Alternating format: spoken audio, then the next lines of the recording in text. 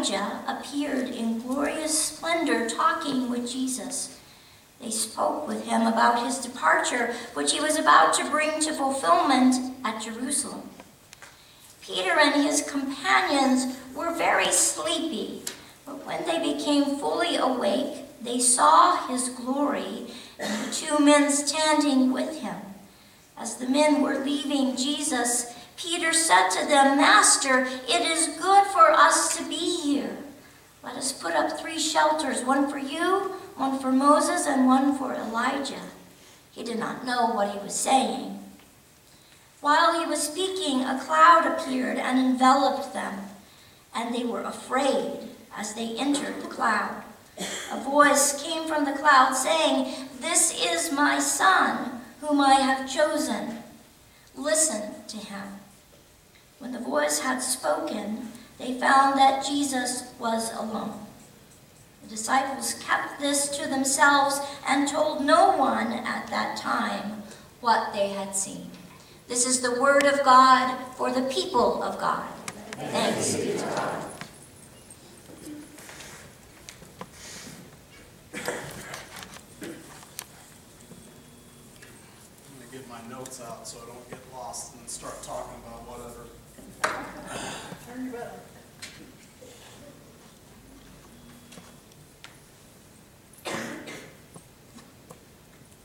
All right, am I on now? All right, sounds good. Can't hear me? You can't? Okay.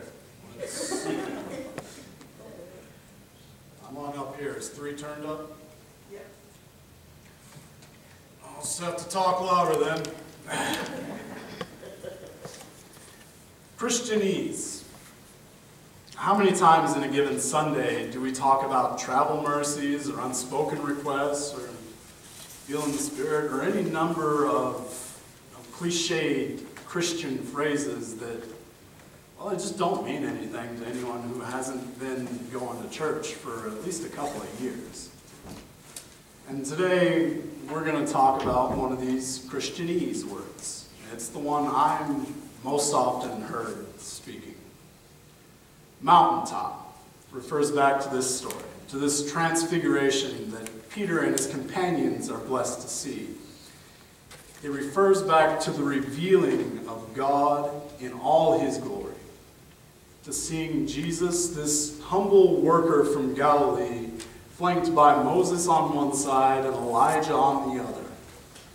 The two people we see at the center of the mightiest and most visible displays of God's power in the Old Testament.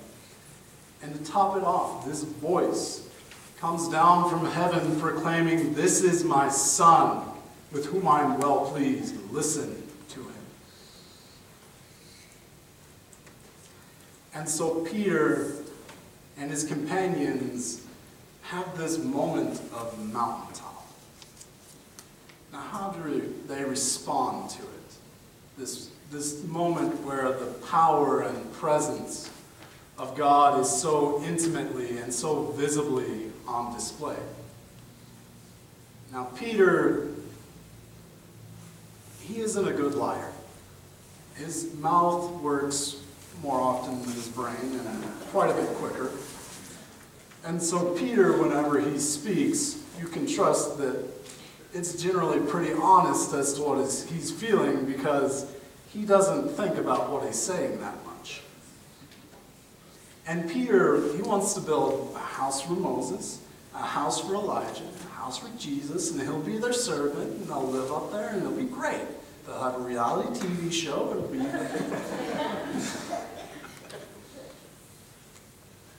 But the lesson we take from this scripture today is the same reluctant lesson we are always given from this scripture. We cannot live on the mountaintop. There's work to be done in the valleys. Now, for me, mountaintop isn't just this feeling of the greatness of God. It isn't just an experience. For me, mountaintop has a place. For me, mountaintop is Sacramento. I can't even count how many Sundays I've stood up here while we're passing around the blessing bucket. And I've said, I wasn't here last week because I was up at Sacramento at this camp or this retreat, and it was awesome. And I know that a lot of you have had these mountaintop experiences, whether you're just climbing a mountain with your family, or you're at Emmaus, or at UMW. We have these moments where we are so sure of God's love for us.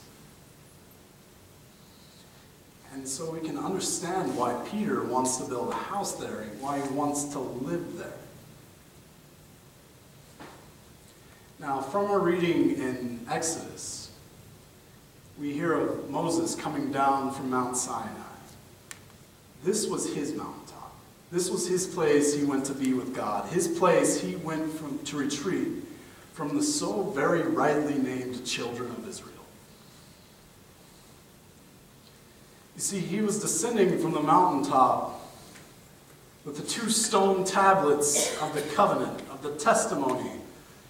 The 2 stone tablets carved by God himself, but these weren't the first edition.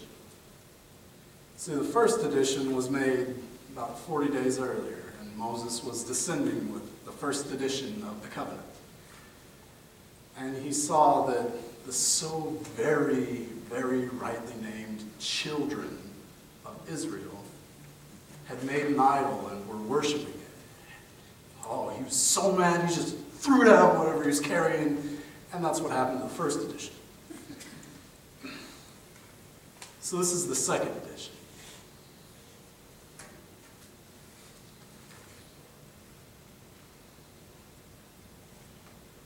And so we find Moses walking down from the mountaintop, where he found that this great God that had led them out of Egypt, out of slavery, not only was he mighty and powerful and glorious, but he had been talking with God for the last 40 days about these children of Israel, and God had shown that he was merciful, he was kind, he was gracious.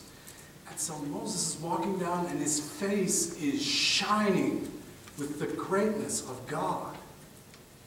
And everyone is afraid of that.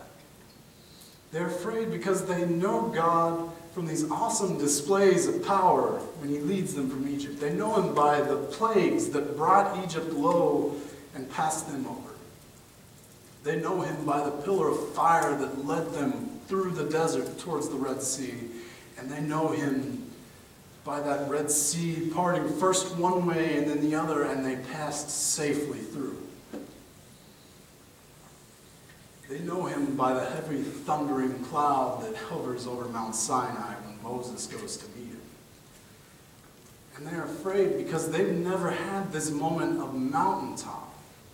This moment where Moses, or Peter and his companions, where we are looking into the face of God, and God is looking back at us with love.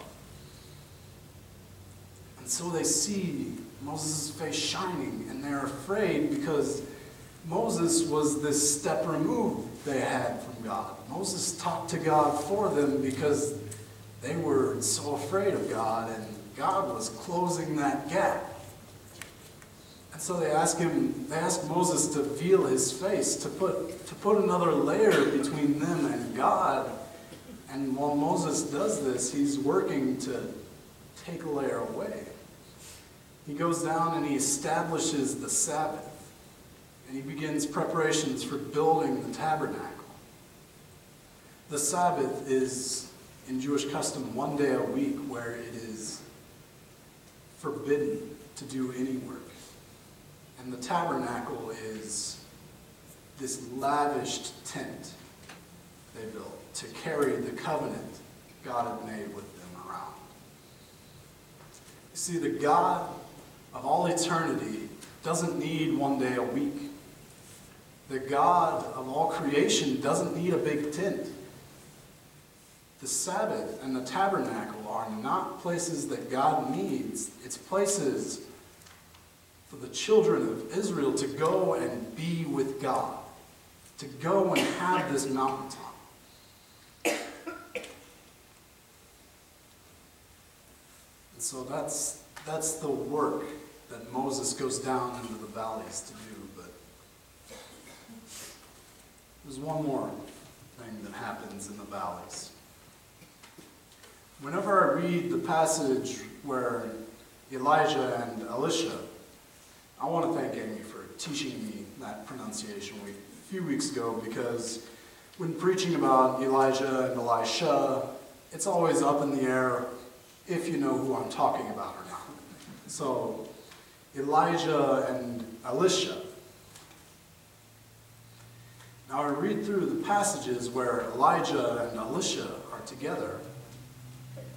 I get the impression from Elisha that he isn't as much following God as he is following Elijah, following God.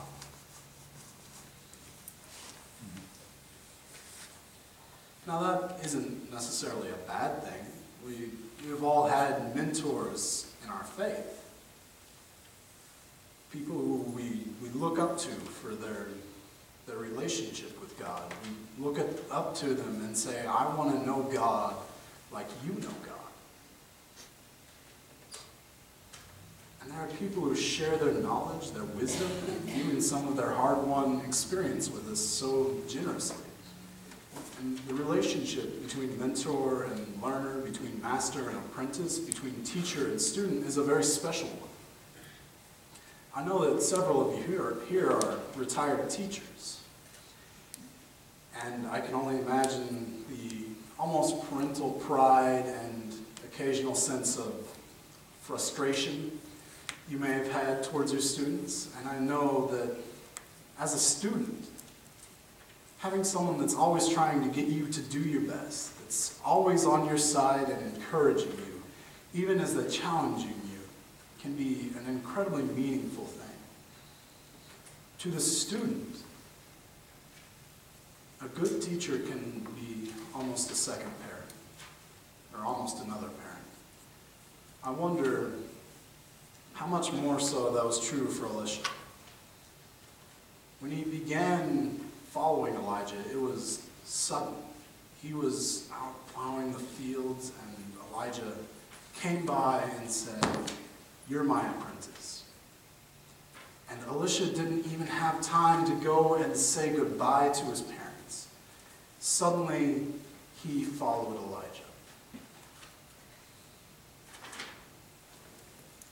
Now, the Bible isn't terribly specific as to how long Elijah and Elisha were together, but it's at least a couple of years. It's probably more.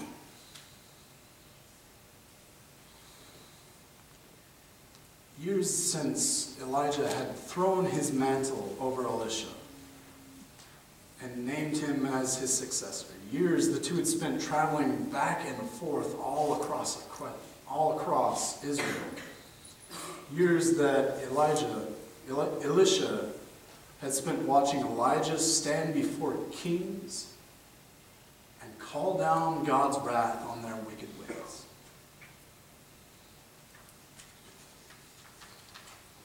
Now in this passage we find Elisha, after he had all but chased Elijah across Israel. Elijah rolls up his mantle and he strikes the Jordan with it, and it parts first one way and then the other. He and Elisha cross, and as they are walking and talking with one another, chariots of fire descend and draw Elijah up to heaven. And Elisha cries out, "Father, my father, the chariots and horsemen of Israel." Now after the whirlwind of fire takes off into the sky and carries Elijah away, and the air around Elisha calms, Elijah's mantle flutters down to the ground. This is the same cloth he had laid around Elisha, laid around his shoulders all those years ago. The same mantle Elijah wore those countless hours the two walked the roads of Israel together. And I wonder if those cold mountain nights as Elisha huddled over the fire, desperate for all the warmth he could keep. If Elijah had laid this mantle around the boy's shoulders, if Elijah looked down on his young charge as he would look down on the sun. Father, my father, chariots and horsemen of Israel. I can't imagine that Elisha, who followed Elijah, following God, was crying out to God in that moment. It seems so like he was crying out to Elijah, Father, my father. And now on his knees, on this scorched patch of earth and a fallen mantle left of his mentor and caretaker, of his father that was taken from him. Elisha tears his clothes in mourning. How long he stays there, it doesn't really say, but he finally picks himself up, picks up Elijah's mantle, and he retraces the path they had walked to the Jordan.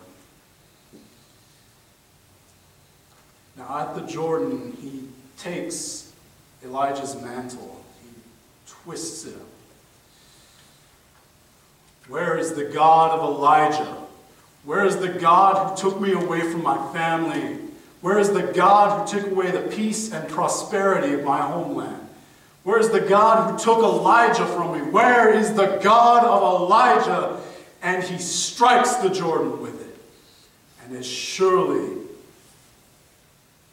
as the God of Elijah is with us, as surely as he is as close to us as the beating of our heart, the river parts, first one way and then the other.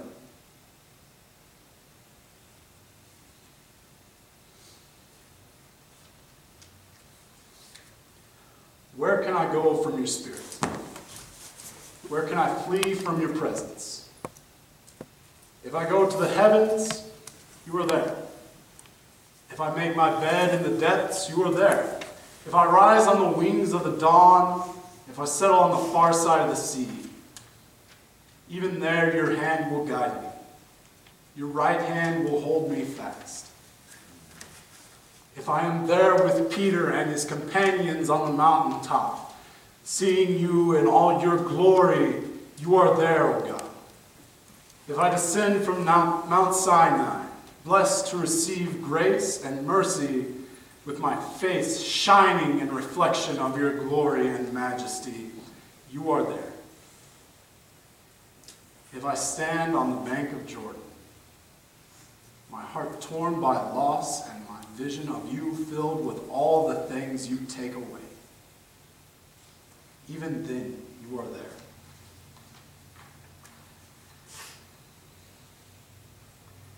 For the past few weeks, we have been observing this season called Epiphany. And this is the last Sunday of Epiphany. This is Transfiguration Sunday. And the greatest epiphany is that for unto us a child is born, unto us a son is given, and his name shall be called Emmanuel, meaning God with us.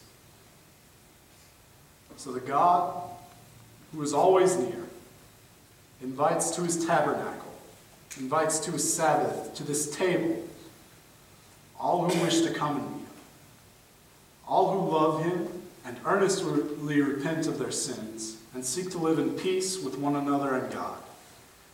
Therefore, let us confess our sins before God. And if you'll join me on page 12 of your hymnal for the invitation to confession of the heart.